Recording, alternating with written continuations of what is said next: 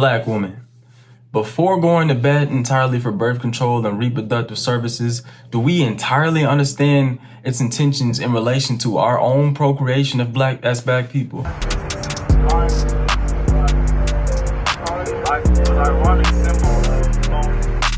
who y'all is? Hey, who y'all is again? Personally, I hate to hear people.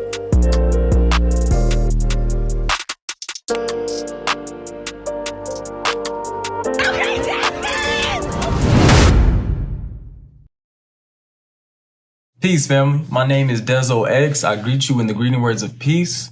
Assalamu alaikum. Now, in these times of reproductive rights restrictions, there's been a lot of black women, a lot of our sisters who've been speaking out in favor of Planned Parenthood and, abortion and a lot of things like that. However, the consistent treatment that we as black people have had in this nation consistently has been depopulation and genocide. Consistently, year after year, decade after decade. It has not changed. The method has just gone a little different. Now, this is something that our brother Rizza Islam has already told us in his book, Message to the Millennials, right? So, interestingly enough, the government here, this nation, this government has never given aid or relief to any place, any area that is highly populated by melanated people unless they approve abortion rights and birth control and Planned Parenthood. Now, I'm gonna pull this up on this screen here just a second as soon as I find this page. Guyana, in 1997, the World Bank said, we will not give you any aid unless you legalize birth control. And that is exactly what they did, a birth control and abortion. And it's exactly what happened several times, especially in Africa, where droughts have hit, and the United Nations and USA stated they will not assist unless they accept birth control. Now, if you travel, you will see there are many clinics all throughout Africa. Most of them have birth control. Now, this is something you can just look up. He is just, referencing it, right? So another example is in Haiti, right? It was hit by multiple hurricanes numerous amount of times. The United States and other countries saturated Haiti with birth control as a solution. Matter of fact, nearly 90% of women in Haiti have total and complete access to any type of birth control they want, government funded, yet less than 20% of Haitians have access to clean drinking water. Now, why would you even give a damn about birth control and all that if we under a disaster, right? So, if you go back to Hurricane Katrina, one of the first things America did was bring birth control and contraceptives. Now, it begs the question, why? What's going on, right? Like what? So let's go on to the next page. He points out Margaret Sanger, and this was the first time I had actually learned about this woman, Margaret Sanger, and she was a nurse out in New York. I want to say it was Queens when I first read about her, but 1916, she was an honorary Klanswoman. That's a keynote right there. She was also a part of the American Eugenics Society, right? One of her most notable accomplishments and invention was the birth control pill. This is what she's known for the most. A lot of people may already know of her from that. Now, her and that Gregory Pincus, I don't know if I'm saying that right, I feel like I'm not, but her and the Gregory whatever had collaborated to lead, they had a collaboration that led to the FDA approval. FDA approved this one now, okay? FDA now. People say, I can't do it unless the AD, I'll be damned. FDA is not, they're not my God, they're not my officer in medicine. But they led to the FDA approval of the first oral contraceptive in 1960. Wow. Now, you can say it's a reach, but at some point you gotta acknowledge that denial is more than a river, right? If somebody is associating with one thing and then they associate with, you gotta really understand that something that someone chooses to associate with has to tell you what their intentions may be for the other parts of their life. The fact that she's an honorary Klanswoman should say it all. But yeah, man. Now let's pull up this here article called Birth Control or Race Control, right? And the Negro Project and Sanger and the Negro Project. So in this article, you will see that numerous amounts of her life she has spent with her efforts of putting Planned Parenthood clinics in many different ghettos in the South, wherever they may be. You know, she got to get them in the Black community. That's what she put her efforts towards, right? So later, on the third page here, she had stated, and this is one of her most magnanimous statements that she had ever made. She had stated that we do not want word to get out that we want to exterminate the Negro, and the minister is the person we want to go to should their more rebellious members catch wind of our narratives and our true intentions. So, a lot of us may not know that there was an article published a while ago by the son of a Professor Rogelio.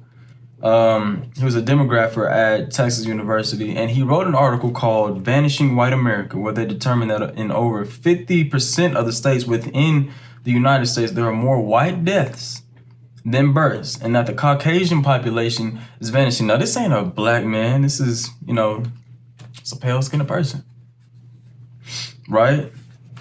Now, whether we know this or not, and contrary to popular belief, we have never been the minority. We have never been the minority. We have just been separated. And that is the only instances where we appear to be the minority. But whether you go to America, wherever on this planet, we are not the minority anywhere.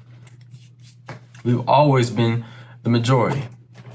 So on this page right here, you will see the numbers that he has listed here. This isn't even his. This is the U.S. Census Bureau. You can get this from the U.S. Census Bureau. And the crazy thing is people still think we're reaching when we're just pulling facts. He's just pulling facts from the U.S. government. Like, this is just the Census Bureau they get every 10 years. But right here on the left side, it shows that the minorities will be the majority.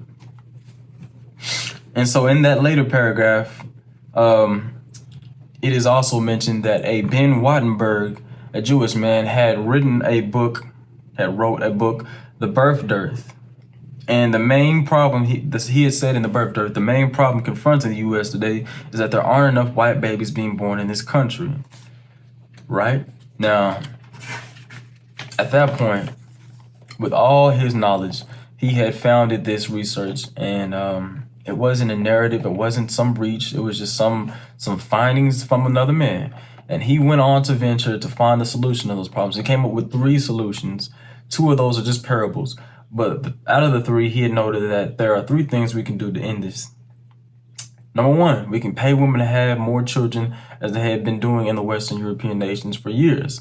He's specifically saying white women, white men, so that we can get white babies.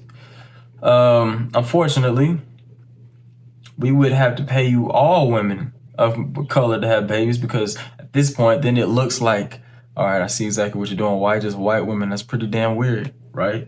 So we don't want to do that. He says the second thing we could do is increase the number of illegal immigrants that are allowed to enter this country every year. Then he had also said, unfortunately, the vast majority of those who will come into this country are people of color. We don't want that. He had seriously said that. And then the third thing he says, this is the kicker now. This is the kicker. The third thing he says is that 60% of aborted fetuses in America are white. 60%, right? And if we keep that number of aborted fetuses alive, that would solve our birth dearth. Now, the people who, put these things into action, the lawmakers, those who are in the position of power, it's not a reach to say that they are Caucasian, right? And if they're the ones who want to control what goes on, and birth control and abortion still is a thing that is legal, then it becomes apparent to whom are they doing this for? Whom are they canceling this for? Because it can't be for black people. It can't be for Asian, Latin, Native American, whatever. It's pretty apparent that it's for white people, right? And so me saying all this isn't to, try to impose my morality on anyone and say, like, you should not, abort your child for whatever reason, if you've been raped, incest, whatever.